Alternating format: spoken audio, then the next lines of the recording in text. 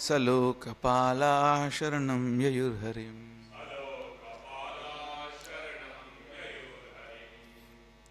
Did I read 3 times? Hmm.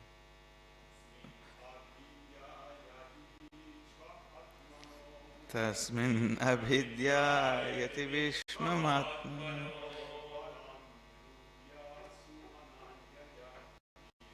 dharam niyadhiya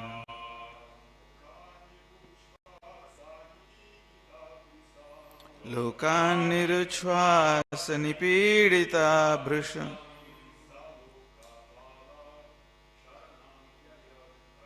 salokapala sharanam yayurhari.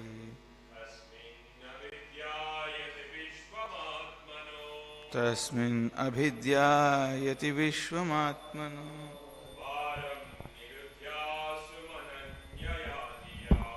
dharam nirudhya sumananya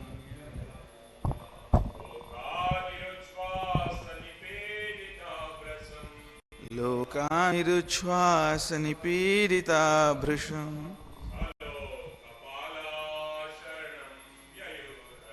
Salokapala Sharanam Yayurharim. Ladies?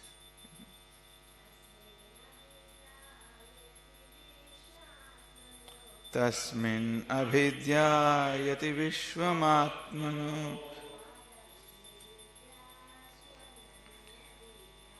dvaram nirudhya sumananyadhidya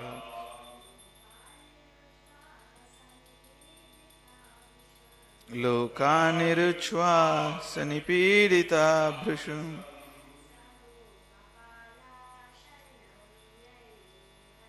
Salokapala Sharanam Yayurhari. Tasmin Dhruva Maharaja Abhidhyayati, when meditating with full concentration. Tasmin is actually a pronoun in Sanskrit, but because here it refers to Dhruva Maharaja, Prabhupada is translating it as Dhruva Maharaja. So just in case you're wondering what's going on here, it's not a name in the Sanskrit, but Prabhupada is translating it as a name. So Tasmin is a pronoun, like him or whom. So when I say he is sitting there, that means Edward sitting there. You understand? So it's a pronoun, but Prabhupada is showing us the direction. Abhidhyayati, when meditating with full concentration. So dhyana, you might have heard the word in Sanskrit, dhyana, that's meditation. But abhi, what abhi does is, when you add abhi in Sanskrit, it gives that emphasis and force into the word, like abhi. So that's why Prabhupada is saying full concentration. Vishwamatmana, the total body of the universe. Dwaram, the holes. So dwaram, there's a cognate word in English, dwaram, dwar, door. So you could have actually spelled door as just D-O-R. Why is there two O's? Because originally it comes from duar. So by the time it comes to English, it becomes D-O-O-R. So there's so many cognate words in English and Sanskrit because Sanskrit is an Indo-European language. It's well established. You must know. It's well established. So where is a door? Dwara. Nirudhya. Closed. I won't bore you, but that's actually a concrete English word in that also, Nirudhya. I won't bore you to death now. Asum, the life air. Ananyaya, without being diverted. Dhiya, meditation. Loka, all the planets. So loka comes to English as location. Simple. Loka, locations. Niruchvasa, having stopped breathing. Nipidata, thus being suffocated. Bhrisham, very soon. Salokapala, all the great demigods from different planets. So Pala comes into English, administrators, police, Pala, police. metropolis, cosmopolitan, all the words, Singapore, anything in Greek you see with polis, palas, that's all from Sanskrit pala. Saloka pala. Sharanam, shelter. Yayu took harim of the Supreme Personality of Godhead. Okay, so we can do the translation call and response. When Dhruva Maharaja became practically one,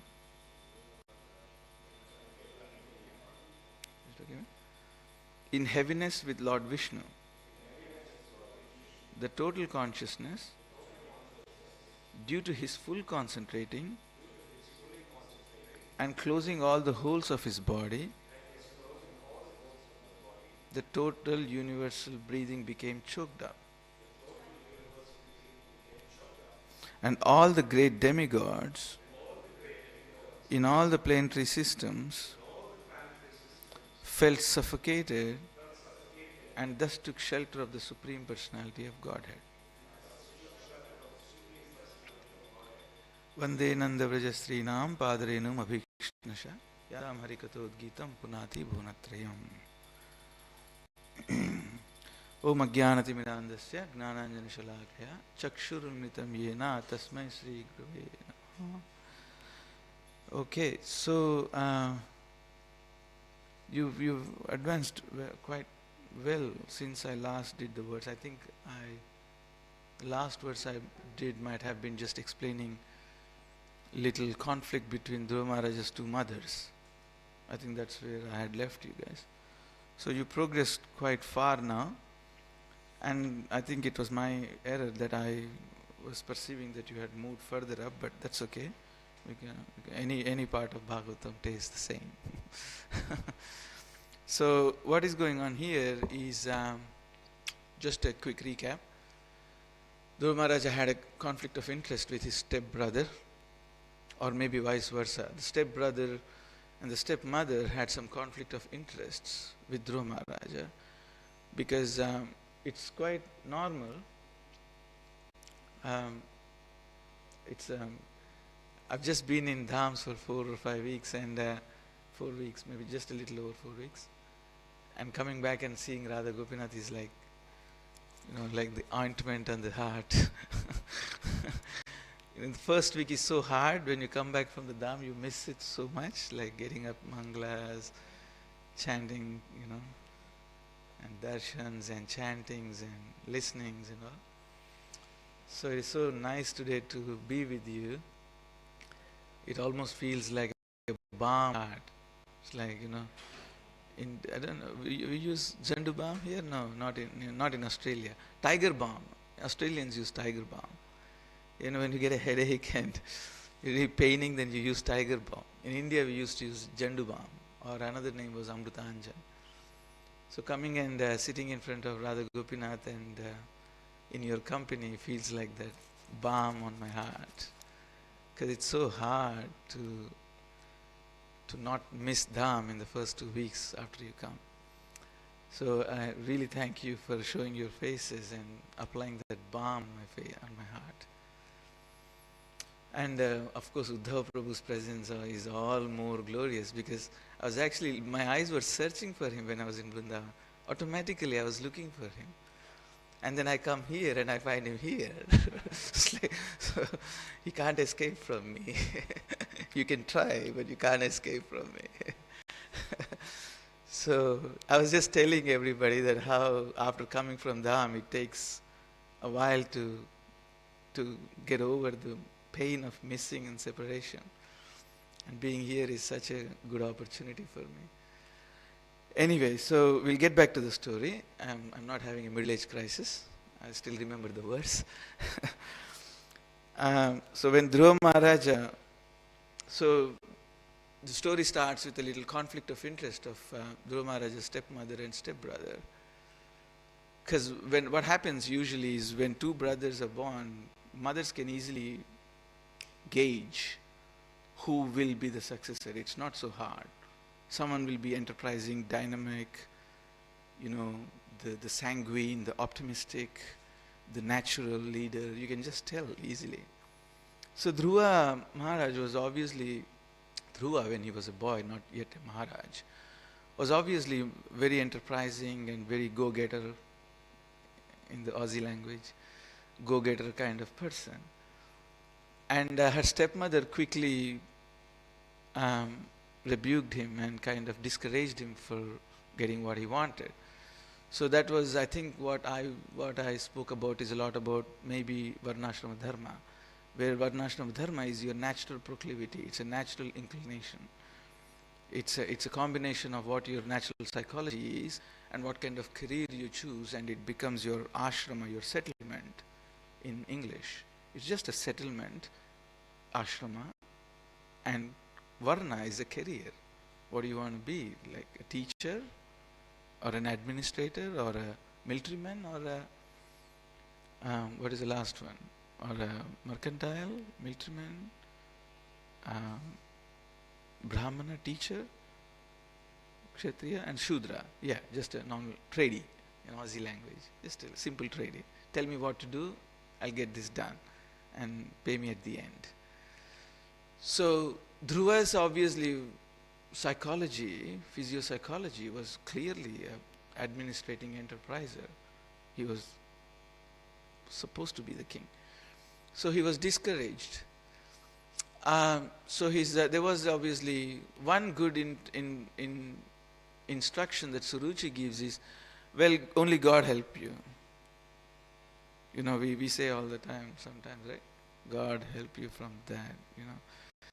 So it says, from the situation that you are in, only God can help you, dear son. So you might have to go and take shelter of God. So he goes to have a chat with his mother. He was very angry. It looked like he was going to shoot out of the house. And his actual mother intervened and said, son, what's the story? Said, very angry. She said, well, look, don't be envious. There is actually, might look a little hard, tough instruction, but what Suruchi, your stepmother, said, she was Suniti, said is, there is a point in it. There is a point in it. Yes, because God eventually has to clarify our position. Eventually, He's the only one, like Chaitya Guru, we call Chaitya Guru all the time. He's the only one who can clarify our positions, who can give us justifications of our position in this world.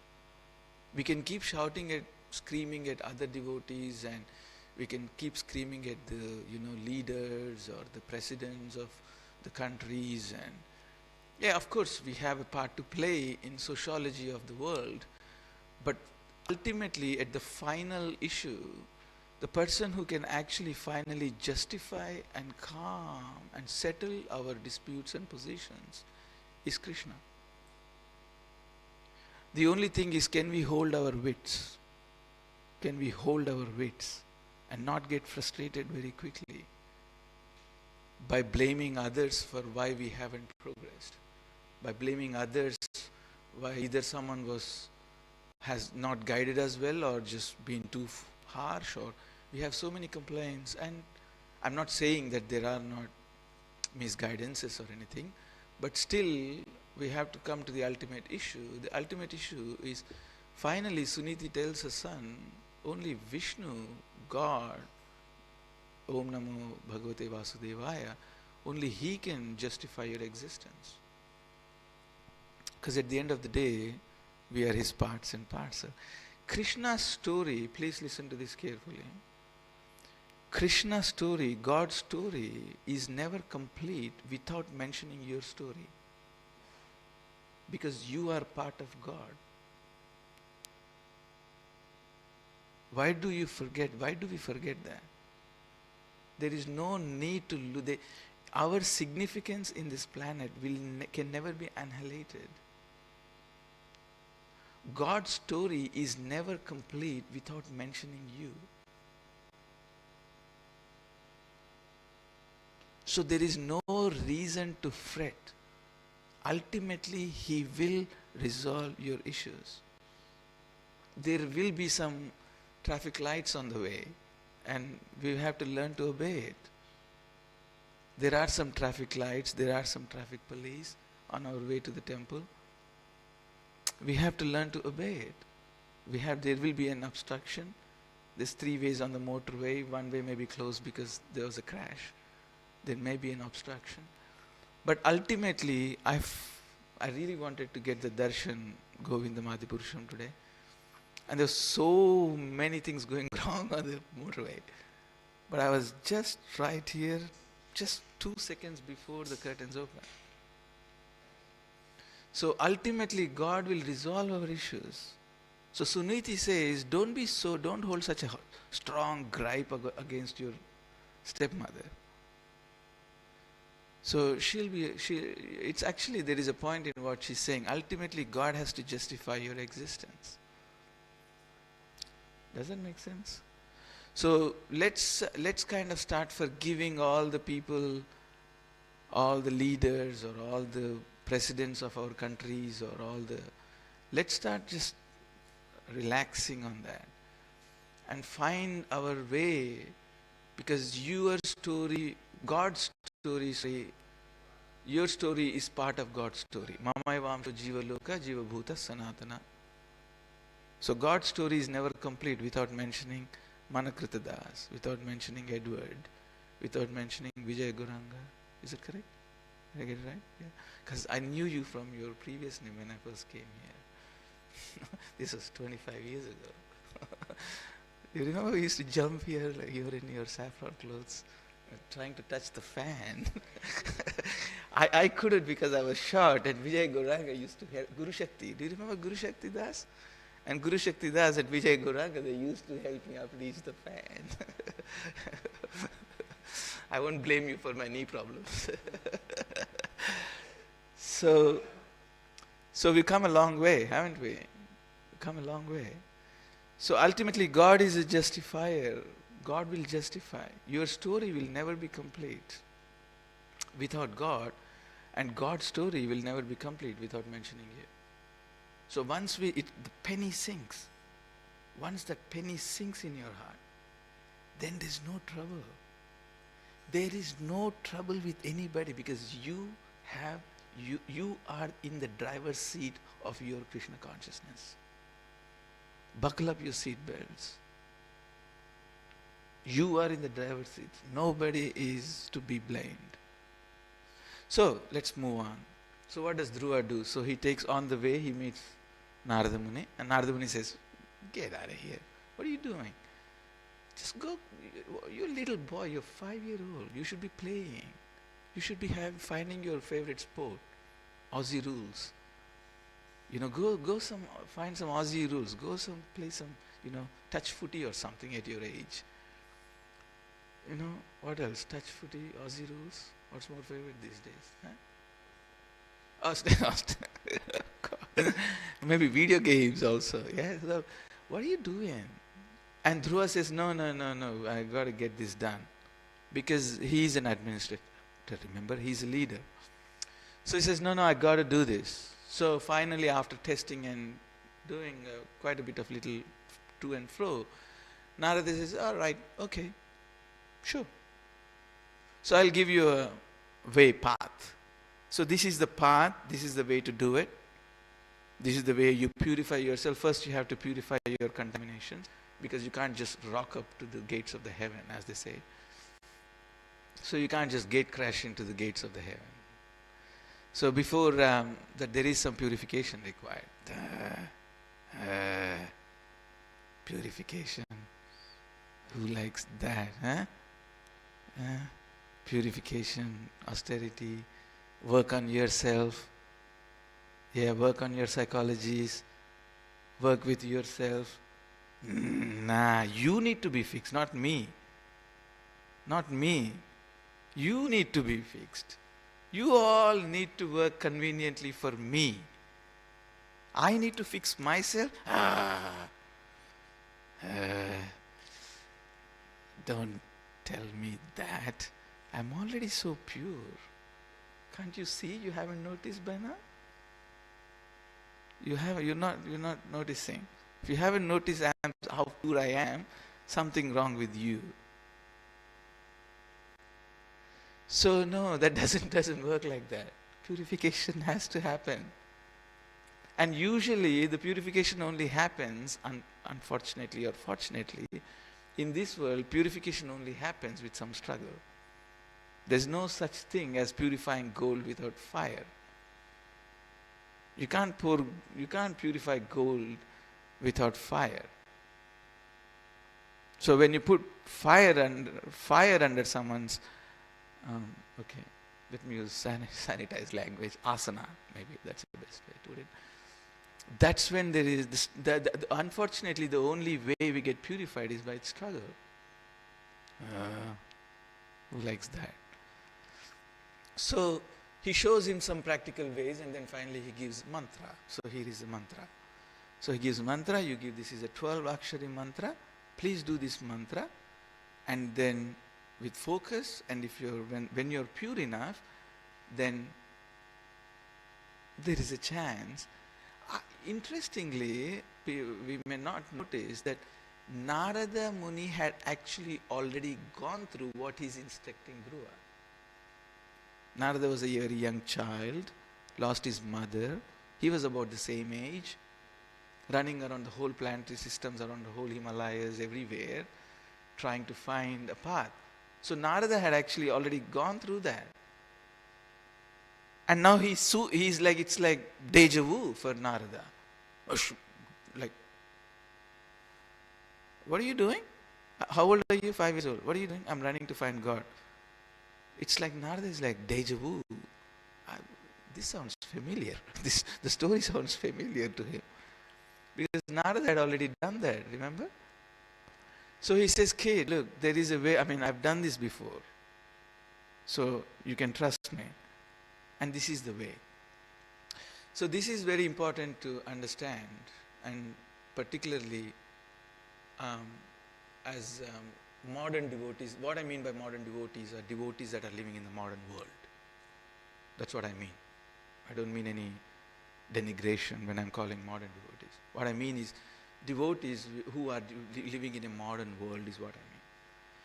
So when we live in a world like this, it's very hard to understand this perspective. Narada only met Dhruva once. He gave him the mantra, he left. Boom, done. But we have much more facility. We have contacts of our Gurudevs, we have emails, we can to and fro, we can fight with them, we can argue with them, and then they come here, and then we have personal darshans, and then I actually know, like when I was meeting my spiritual master for the first time, the first person in the queue before me was there to fight with my Gurudev, and the one behind me was to fight with my Gurudev. I was there sitting, what's going on here? So here we have personal darshans, enough time to fight with our gurus, and then whose guru is better than the other guru, and then we have all the choices, screening programs. No, that didn't how it works. I'll tell you a story. If you think I'm just, Radhika Prasad is starting to get old now, I'll tell you a story. I was in the first time I was in Mayapur. Yeah? So there's some Isho Dhyan and Gada Bhavan and Chakra Bhavan and Lotus buildings. So we're getting into one of these rooms, and there was a very, very humble Mayapur lady. She had just cleaned up my room so our family can get into the room. And when she had cleaned up and she was waiting outside, I saw her chanting on her beads. And I asked her very politely, so just as a small talk, I wasn't curious, I wasn't nothing, just as a small talk. You understand small talk, right? Small talk. I said, so who's your Gurudev? And she said, I don't know. I was like, for me it was a cultural shock. Because what I see is like Gurudevs coming and going, and emails and darshans and, fightings and competitions. Like, what's going on here? You don't know who your Gurudev is? I don't know. So what is your name? She gave me an initiated name. So you have an initiated name, you're chanting Hare Krishna. What do you mean you don't know? Yeah, I was 5 years old or 7 years old or something like that, maybe 10. between somewhere 5 to 10. And a big sannyasi came to my village, one of those Godruma, there's 9 villages, like a lotus in Mahipur. One of those Godruma villages she was living in, and this Goswami came. He said, chant Hare Krishna. She chanted Hare Krishna. He threw a bead at her and said, please make sure you honor this. That's it. He's gone. She never saw him. So for 40 years, she never saw his guru. She doesn't even remember his name. All she remembers is vaguely, in some big pandal, this Goswami came, and then he threw a beads at me and gave me a name, said, chant Hare Krishna, left. 40 years. She's just surviving for 40 years on just from that first meeting. Just boom.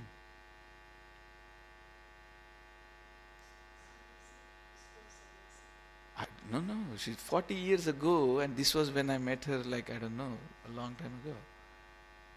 So some Goswami in some Godrum, she has no idea. And we have Facebooks and Instagrams and, go on and on and on and on and on about all the things in the world. Last thing we have time to chant Hare Krishna. That's the last thing at 9 o'clock. In the 9 p.m. I mean. So this was how it was. And my personal example, even my grandmother, she didn't know who her Gurudev was. All her life, she got up in the morning and read Ramayana. All her life. You ask her who her Gurudev is, she said, I don't know. So the reason I'm giving you this sociology is we have sometimes so much luxury at our hands, we might just subtly miss the whole thing. So he was just given like that. And then he just kept chanting for 6 months. And this is where I wanted, how much time do I have? I don't want to bore you guys. But anyway, is this okay so far? I'm boring you death. Boring you guys to death. Okay. So it was 6 months now. Dhruva did it perfectly. This what I call this comes in the second canto Bhagavatam, I think it's second chapter, and maybe even in the third chapter, this yoga process. This is quite clearly explained how it works. The technology, it's a technology. So this is what I call usually, it's a lost technology, because the technology that we know is metallic. The technology that we know is fossil fuels. The technology that we know is carbon energies. This is the technology that we are born into. But the technology that these great saints are used to appears to be a completely different technology. It's like a lost science. If you don't believe me, watch Indiana Jones. Isn't this what he's doing all the time? Trying to get into these adventurous trips to find these lost technologies, the holy grails. That's what he's doing all the time, isn't it? So this is kind of a lost technology. He gets a mantra from his guru like that, and then he goes into this 6 months of vigorous yogic path. And this is another thing we need to clarify. See, the way the modern people understand yoga is there is this yoga of some kind of meditation on the candlelight or the doorknob. God knows what else they use these days. It looks like watch at your doorknob or some candlelight. No, and bhakti is like some sidekick addition to your yoga. No. Please believe me. No. Bhakti yoga is the actual yoga. And everything else was peripheral, is auxiliary. You understand these words? Everything else was just peripheral. Everything was auxiliary, ancillary. The, yo- the actual yoga, the way what you are supposed to do as a disciple under a guru, is you actually develop loving meditation samadhi towards your super soul in your heart. This is the same problem even with understanding Radha Krishna. There's a reason why they are both related, but we only have not less than half an hour, so we need like a whole episodes for this. This is also the problem why people in India have so much problem to understand Radha Krishna. Because usually 99% of the people in India take Radharani as some sidekick to Krishna. You understand sidekick, the word sidekick? The word, anybody? You understand? Side, if anybody on the air don't understand, sidekick is like off-side, like a assistant, like a cheap assistant or something. So 99% of the people in India or outside India also now, the problem they have, there's a big damage control going on. Do you guys know? Are you aware? Maybe some of you know. Uddhava Prabhu might know. I was recently spending a lot of time in Mayapur and Vrindavan, and there's a damage control going on. Like a lot of other Babajis are always trying to steal ISKCON devotees. I heard this is becoming very now. There's actually my godbrothers from New Zealand have shifted there to, on instructions of my guru, to completely dedicate their life to do some damage control. Like in 49 degrees, 50 degrees, they're spending time trying to do this damage control. Babaji is stealing ISKCON devotees because they have no other way to do their own programs. And the first thing you go to this Babaji is you give you a credit card and introduce either your young wife or your young sister.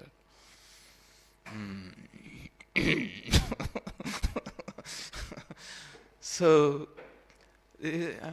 I'm serious. This is what's going on there.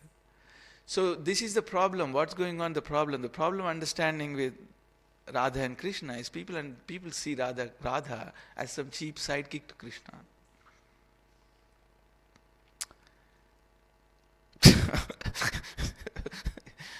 You don't understand God until you understand Radharani. She is not some cheap sidekick to Krishna. She is actually the Supreme Personality of Godhead.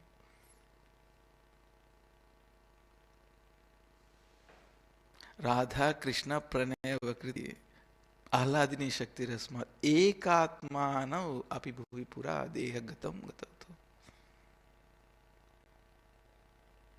So when I was doing the Gordhan Parikrama and you come to Uddhava Kund, I'm repeating Prabhu's name so many times today. And in Uddhava Kund, you have on the right hand side, you have Uddhava's deity, and in the middle they call Ekanga Radha Krishna. The one deity of Radha Krishna, it's not two. Just symbolizes that they are not two different people. The day you understand Radha Krishna is not some cheap Radha is not some cheap sidekick to Supreme Personality of Godhead. She is the actual Supreme Personality of Godhead. The way you see that with your eyes is the day your spiritual journey has begun. It's not just some cheap thing to go and in Vrindavan say Radhe, Radhe, Radhe, Radhe, Radhe, Radhe, Radhe, Radhe, Radhe, Radhe. It's not some cheap thing. The reason they do it is because they have been taught by some really great viewers and visionaries that she is actually the Supreme Personality of Godhead and non-different from Krishna. She's not some cheap sidekick of Supreme God. So in the same way, yoga is not some cheap bhakti is not some cheap sidekick to the yoga practice. Bhakti yoga is actually the yoga. And it's nothing to do with India.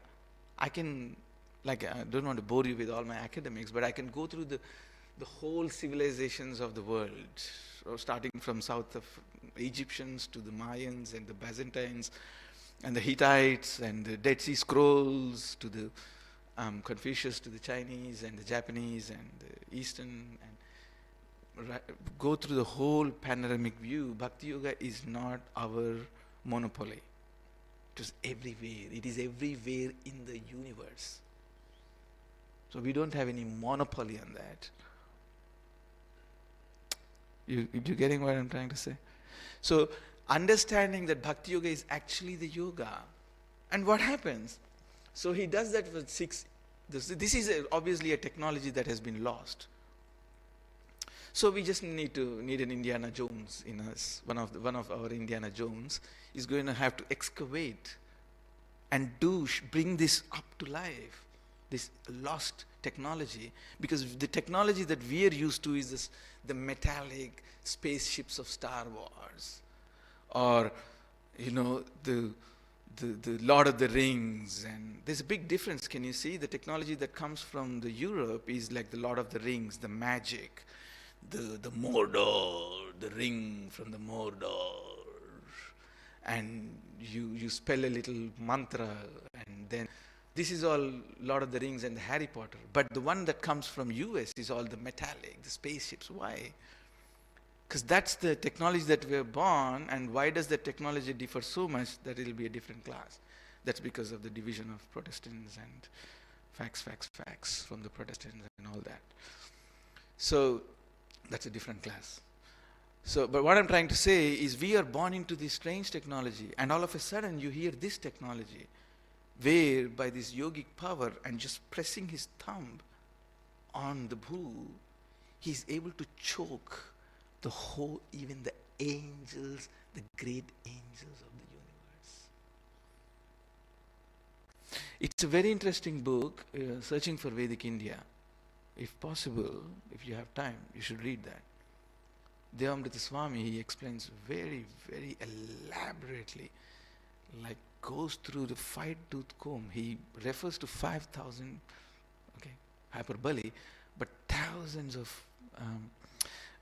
We're working on some other project, and I was referring to his book, and I think he was like, "I'm glad you read my book." so anyway, so it's a lost science. There was a science whereby yoga, like just imagine I was in Jaipur and this big fort upon, like maybe we're talking about practically 500 to 1,000 meters above sea level, and there's like stones that are more than 2 tons, and the whole Jaipur fort up there is filled. I mean, Machu Picchu is a long stretch. We're talking pyramids is a long stretch. We're talking like 2-3 tons of stones, 3,000 meters above sea level, just absolutely exquisitely in symmetry. They had no petrol, they had no carbon, they had no excavators. Even if they had one, they couldn't get there with an excavator. How did they do all this? It's just mind-boggling to see the engineering, the symmetry in the Srirangam temple, the symmetry in the Jambukeshwar temple. The rings that are interweaved, interweaved like that are stones, are made of stones. Like metal you can understand, because you can melt a metal, you can hook it up and attach it. Stones. How can you make interweaved rings with stones? And this temple is like God knows how many thousands of years ago. So this is a lost science. So we don't need to be, I always say these things. When you hear something extraordinary that Dhruva Maharaj has done here, choking the whole universe with his yogic power, this is an extraordinary event. As devotees, we should never, as devotees or any rational being, we shouldn't have problem with extraordinary events, supernatural things. What we should have problem with is illogical statements. Like if I call Edward is a married bachelor, that's a stupid statement. If I know what it means by married and what it means by bachelor, that both don't go together. So we should be worried about illogical statement. Or if I say, Vijay Gauranga Prabhu yesterday gave me a round square.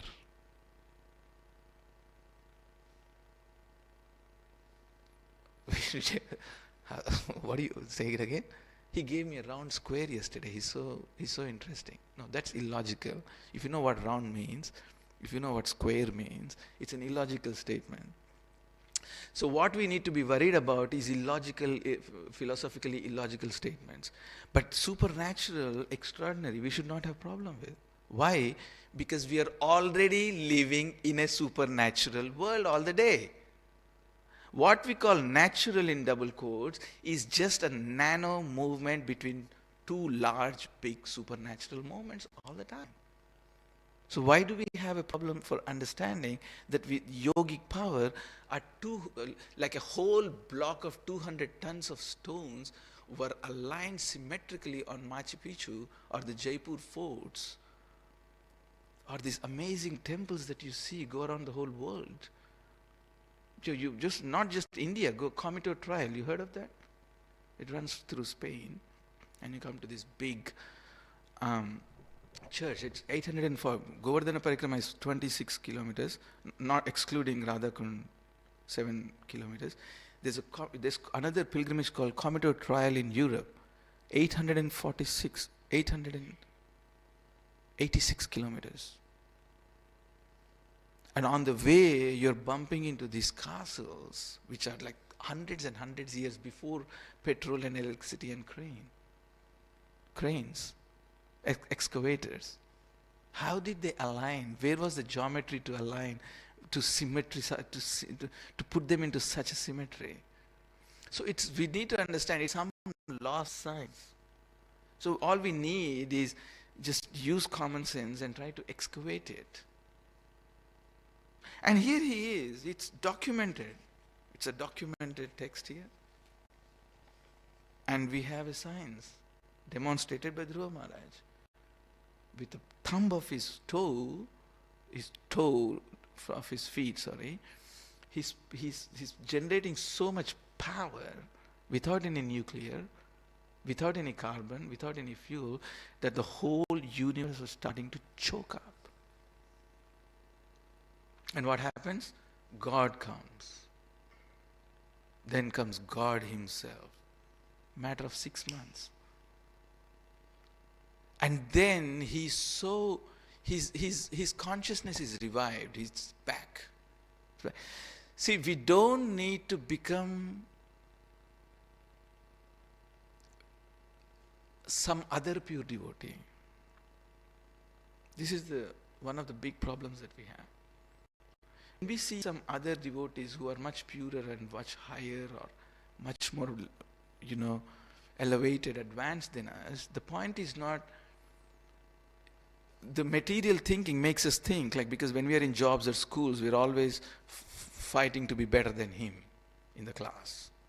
In the job, we're always fighting to be, I need to get a better position than him, or I need to get more marks than her.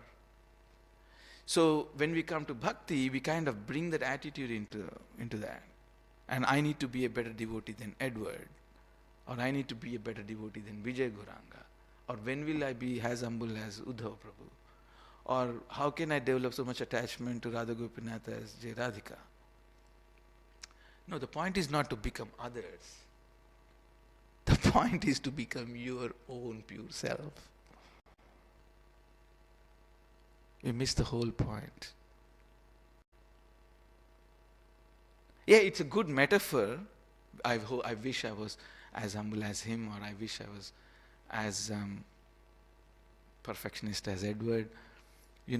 I wish I was as long-standing as Vijay Gauranga. I wish I lasted as long as he did. Or I wish I had so much attachment as Jai Radhika to Prabhupada and as Aditi, a garland seva, any garland demands of her. So that's a good, metaphorically, it's okay. It remains a metaphor. But what you need to become is not, I don't need to become her, she doesn't need to become me, vice versa. What we actually need to become is our own pure self. Because you have a spot in Krishna's story. And Dhruva became his own pure self. He didn't try to become Narada Muni. He didn't try to become Brahma. He didn't try to become 4 Kumaras. He became his own pure self. You understand what I'm trying to say? So this is the last science. This is the last science. So we become our own pure selves. We don't become someone else. Does that make sense? So did I read the purport or completely? Oh, I didn't read the purport. So don't go and ask for refund. At no further cost to you, I'm going to read the purport. At no additional cost to you. When hundreds of persons are sitting in an airplane, although they remain individual units, they each share in the total force of the airplane. I've covered that, which runs at thousands of miles per hour. Similarly, when a unit energy is identified with the service of the total energy, the unit energy becomes as powerful as the total energy. Now that needs to be discussed. I'll take 5 minutes to do that. As explained in the previous words, Dhruva Maharaj, because of his spiritual advancement, became almost the total heaviness, and thus he pressed down the whole earth. Moreover, by such spiritual power, his unit body became the total body of the universe. So that's all the technology that I was talking, yogic technology. Okay, I'll fast forward this. Therefore, they all took shelter of the... Okay, the demigods were all choked up, so therefore they all took shelter of the Supreme Personality of Godhead because they were perplexed. This example of Dhruva Maharaj closing the holes of his personal body and thereby closing the breathing holes of the total universe clearly indicates that a devotee, by his personal advancement, can influence all the people of the whole world to become devotees of the Lord. So, see, we don't understand. William James, the psychologist of the religions, he writes a very interesting book. At the end, he says, all our practices, what does it actually transform? And what should be the end result of all this? He says the end result of all this is a tangible psychological and behavioral, positive behavioral atmosphere in the way we act in a day. And we might think, oh, what does that have to do with the whole world? Every trickle, single drop adds. Every drop of our behavior affects the whole gamut of this planet. We may think, what does my politeness got to do with how there was a shooting on Donald Trump? Assassination. We might think, sitting here, what does my good behavior with Matajis or good behavior with brahmacharis what does that have to do with an assassination attempt on Donald Trump? I'm not favoring any parties or anything. I'm just giving you a very wide example. But there is. Every single drop of our behavior affects this planet. If not physically, metaphysically. Because we are always sending energies. We don't understand. Even while we are in the Dham, we don't see the energies. I like to sit in front of Srinivasa Acharya Thakur Samadhi when I go to Vrindavan, because he was the original book distributor, and as you might all by now figured out, I love book distribution. So I was sitting there with my Sankirtan party and I was telling them, can you feel the power coming out of this Samadhi?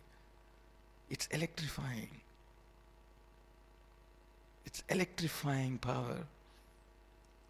It's empowering.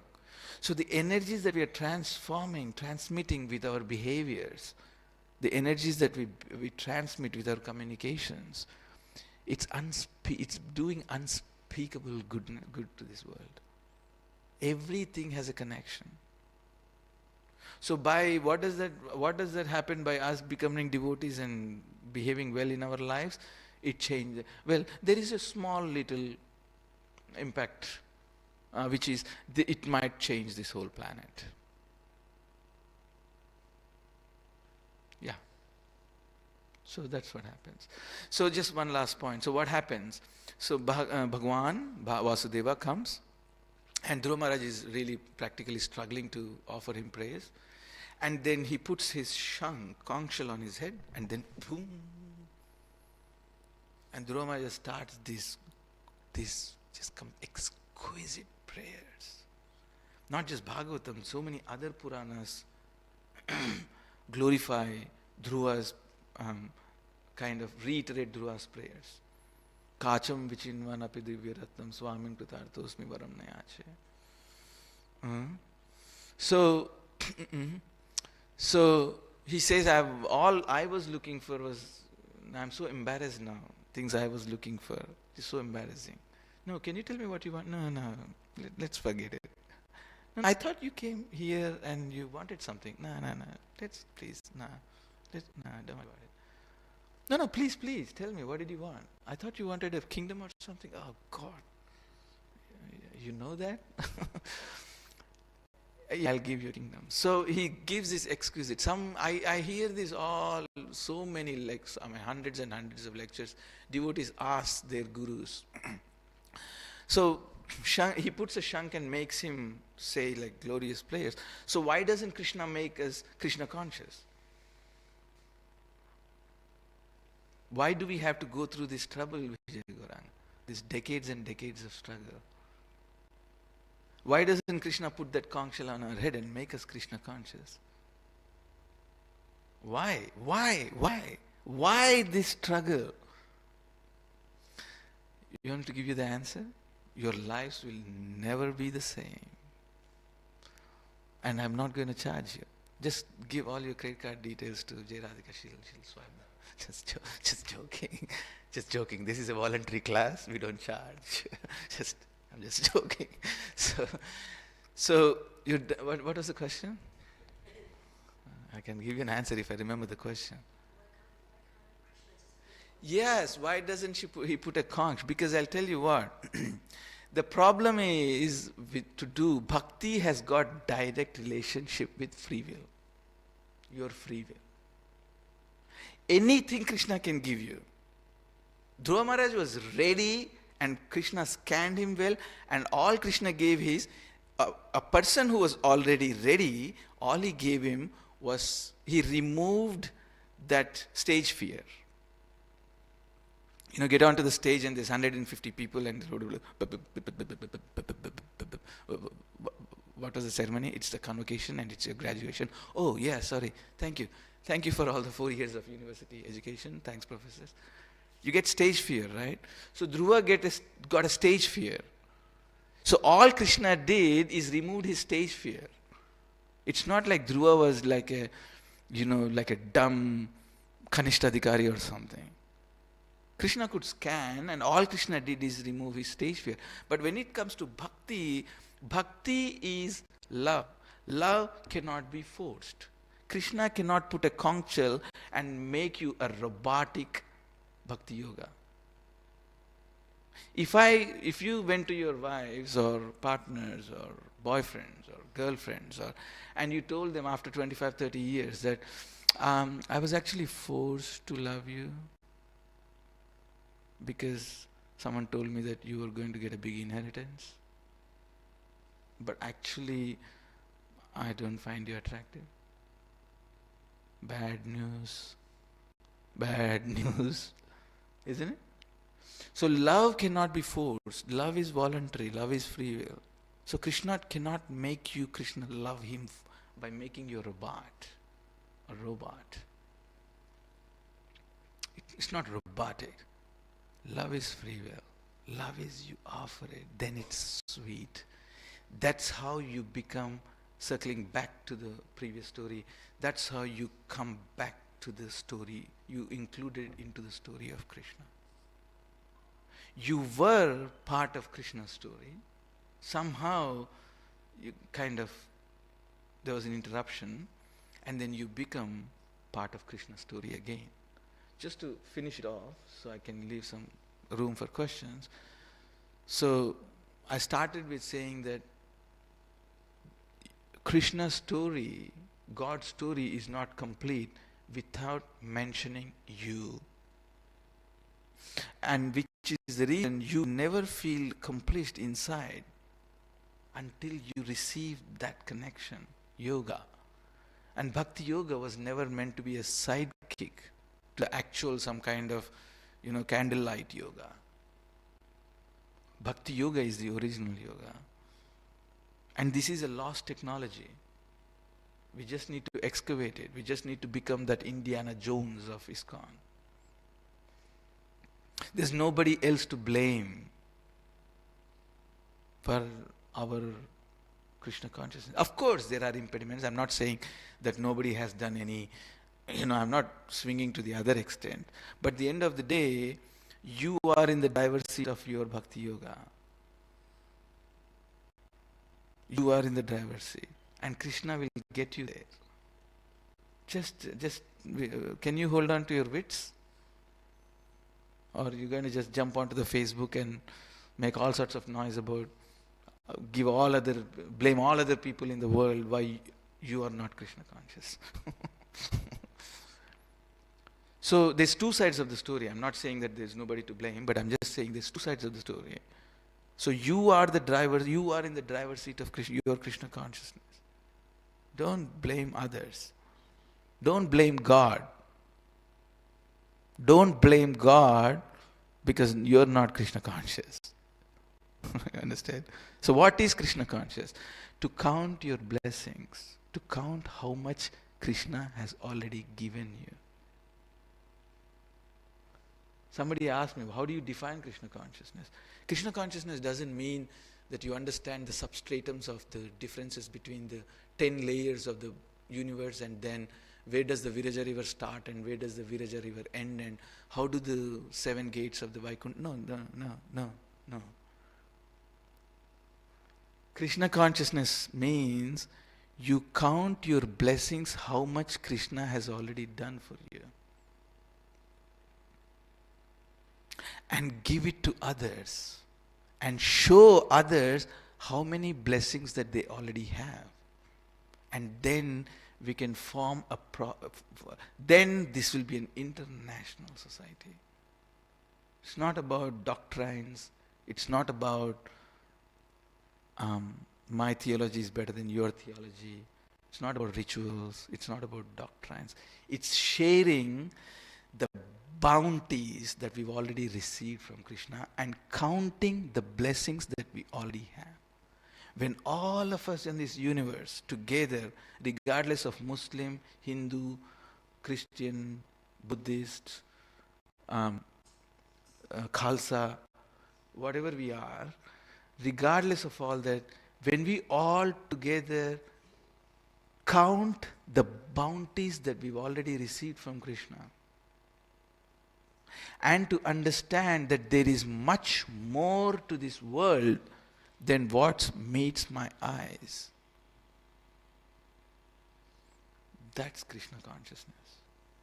And Radharani is not some sidekick to Krishna. She is the Supreme Personality of Godhead. Ekatmanav api bhuvipura deha bedam gatavtau chaitanyakhyam pakatamadna tadvayam chaityamakhyam. So Radha Krishna Pranaya Prakriti Pladini Shakti Rasmat Ekatmano Ekanga Krishna. So the day you see Radha, these are the three things. If you haven't paid attention to anything, please remember these things. Count your blessings. Share the blessings. Show everybody how many bounties that we've already received from Krishna. There's more to this world than meets our eyes. There's more technology than what we have born into. 3. Radharani is not some sidekick. She is the Supreme Personality of Godhead. This is Krishna consciousness.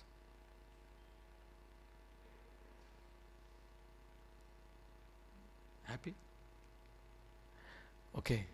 So, oh God, 2 minutes. Any comments, questions, corrections? I'm happy if you want to even slap on my wrist.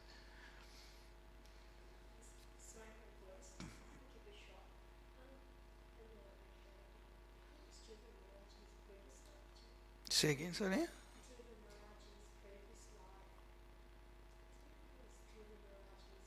I'm very sorry, no. I'll stick with my expertise. I don't like speculations. So,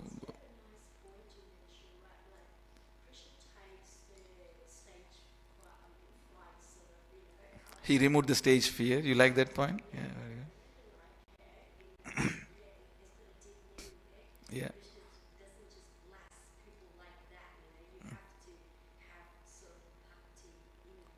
Yeah, and then he removed the stage fear.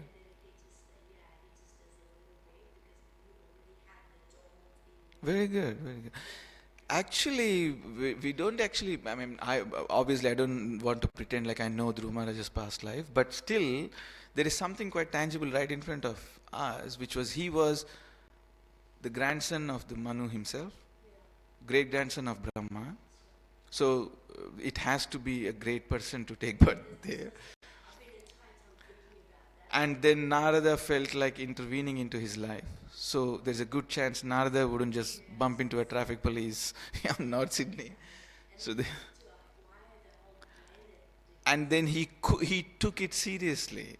It's not like us, we need like 80 vapu, vapu, vapu, vapu, vapu darshan, that's us, right? He didn't bother. All he said, my spiritual master came, he gave me the technology, he gave me the mantra, I'm in it. Boom. So he took it to heart. In 6 months' time, he was ready. All Krishna did is remove the stage fear. Yeah, well, Manu's grandson. So, so, and the age is adds to it, isn't it? Doesn't it? It's just an extremely precocious child, 5-year-old, extremely precocious. And then you'll read another precocious child in maybe next year, which is Prahlad. Yes, two extremely precocious children. And then it happens to be that Chaitanya Mahaprabhu's two favorites in Bhagavad. Dhruva Maharaj and Prahlad was Chaitanya Mahaprabhu's two favorite characters. And anytime he wanted to hear Bhagavad from Gadadhar Pandit, he said, could you please speak about Dhruva? Or could you please speak about Prahlad? So an extremely precocious child, to say the least. Happy? Vancha kalpatarubhyascha kripa sindhubheva patitanam pavanebhyo vaishnavabhyo namo namaha antakoti vaishnavavrinda ki jai. Thanks for coming on a Thursday. Never easy to make through the traffic, Sydney traffic. Nitai Gaur Premanande.